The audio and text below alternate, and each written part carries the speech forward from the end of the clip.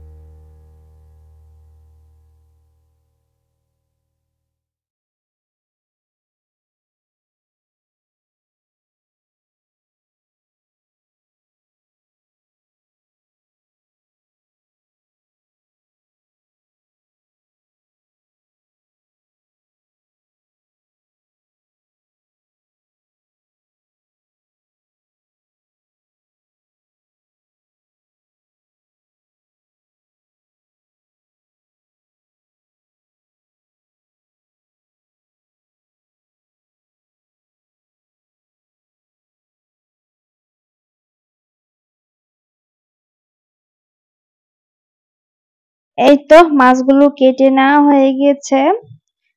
এরপর মাছগুলোকে ভালোভাবে ধুয়ে এই তো পরিষ্কার করে নিয়েছে। আর এই তো এখন মাছের ডিমটাকে ভালোভাবে ধুয়ে পরিষ্কার করে হাতে কষলিয়ে নিচ্ছে। হাতে কষলিয়ে আজকে মাছের ডিমটাকে রান্না করা হবে। এভাবে রান্না করলে খেতে অনেক ভালো লাগে।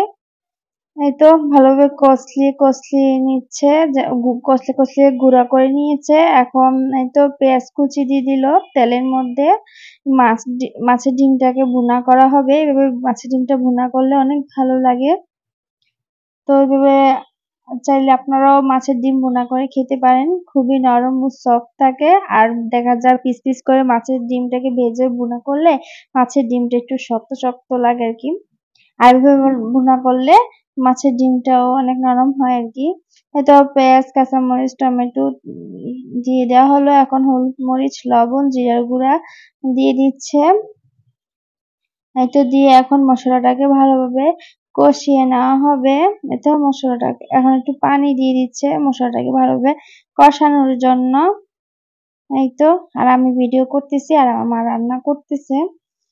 এখন মাছের ডিমগুলো দিয়ে দিচ্ছে। দিয়ে এখন নেড়েচেড়ে মাছের ডিমটাকে মশলার সাথে ভালোভাবে কষিয়ে নেওয়া হবে।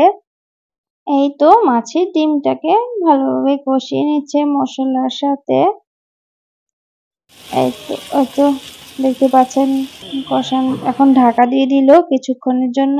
কিছুক্ষণ পরে পানি দিয়ে দিচ্ছে, ঝোল দিয়ে দিচ্ছে আর কি, যেহেতু বুনা বুনা করবে মাছের ডিমটা সিদ্ধ হওয়ার জন্য পানি দিয়ে দেওয়া হলো। এখন ঢাকা দিয়ে দিবে। আরো মাছের ডিমটাকে ওপাশে রেখে এখন ছড়া কচুটা রান্না করা হচ্ছে। পানিটা শুকিয়ে আসলে আর কি মাছের ডিম ভুনা হয়ে যাবে আর কি। পেস্টটাকে ছড়া কচু রান্না করার জন্য পেস্টটাকে লাল লাল করে ভেজে নিয়ে এর মধ্যে ছড়া কচুটা দিয়ে দিল। ছড়া কচুটা দিয়ে দিলে কিছু পরিমাণ লবণ দিয়ে দিল। দিয়ে ছড়া কচুটাকে ভালো মতন ভেজে নিবে তেলের মধ্যে। ছড়া কচুটাকে নেড়ে চেড়ে এখন ঢাকা দিয়ে দিল। কিছুক্ষণ পরেই তো ঢাকাটা উঠিয়ে নিল। আর ছড়া কচুতে এখন রসুন বাটা দিয়ে দিচ্ছে। এরপর দিয়ে দিচ্ছে লাল মরিচের গুঁড়া, এরপর দিয়ে দিবে হলুদের গুঁড়া, এরপর দিয়ে দিচ্ছে লবণ অল্প পরিমাণে, যেহেতু আগে একবার লবণ দিয়েছে। এখন দিয়ে দিচ্ছে জিরার গুঁড়া, টমেটো, কাঁচামরিচ দিয়ে দিল। দিয়ে এখন নেড়েচেড়ে নিচ্ছি। যেহেতু আমার মা রান্না করতেছে তার জন্য আমি ভয়েসটাও সেরকম ভাবেই আর কি দিচ্ছি, যে মা দিচ্ছে। মশলার সাথে ছড়া কচুটাকে ভালোভাবে কষিয়ে নিতে হবে, তাহলে তরকারিটা রান্না বেশ ভালো হয়। তো অল্প কিছু পরিমাণে এখন পানি দিয়ে দিচ্ছে, দিয়ে ঢাকা দিয়ে দিলাম। এদিক দিয়ে আমার মাছের ডিমটার পানিটা বেশ শুকিয়ে এসেছে। আর এদিক দিয়ে ছড়া কচুটা ভালোভাবে মশলার সাথে কষিয়ে নেওয়ার পর এখন ঝোল দিয়ে দিচ্ছে। ঝোল দিয়ে নেড়েচেড়ে দিয়ে এখন ভেজে রাখা ইলিশ মাছগুলো দিয়ে দিবে আর কি। আজকে ইলিশ মাছ দিয়ে ছড়া কচু রান্না করা হচ্ছে। আর ইলিশ মাছ দিয়ে ছড়া কচু রান্না করলে খেতে দারুণ লাগে। মাছগুলো এখন দিয়ে দিচ্ছে। আর আমার মেয়ের জন্য এখানে কার্পু মাছ দিয়ে দিচ্ছে আর কি, যেহেতু আমার মেয়ে ইলিশ মাছ খাবে না, যেহেতু ইলিশ মাছের অনেক অ্যালার্জি আছে, তার জন্য মেয়েকে দিব না। ঢাকা দিয়ে দিল আর কি। কিছুক্ষণ পরে মাছগুলো তোমার তরকারিটা হয়ে গেছে। তো আমি আর কি বেশি একটা ভিডিও করিনি, অল্প অল্প করে ভিডিও করেছি। এখন ধনিয়া পাতাটা দিয়ে দিচ্ছে। আর রান্নাটাও হয়ে গেছে। আমাদের দুপুরের রান্না বান্না মাছের ডিম আর ছড়া কচু দিয়ে ইলিশ মাছ রান্না। সবাই মিলে দুপুরের খাওয়া দাওয়া করে নিব। তো আজকে আপনাদের সাথে সুন্দর একটা দৃশ্য শেয়ার করেছি। বিকাল বেলার একটা সুন্দর দৃশ্য, এটা আগেই ভিডিও করে রেখেছিলাম, শেয়ার করব বলে করা হয়নি, তো শেয়ার করে দিলাম। তো আর উপর আকাশটাও দেখতে বেশ সুন্দর লাগতেছিল। তো আজকে ভিডিওটা আর বেশি বড় করছি না। সবাই ভালো থাকবেন, সুস্থ থাকবেন। আল্লাহ হাফেজ।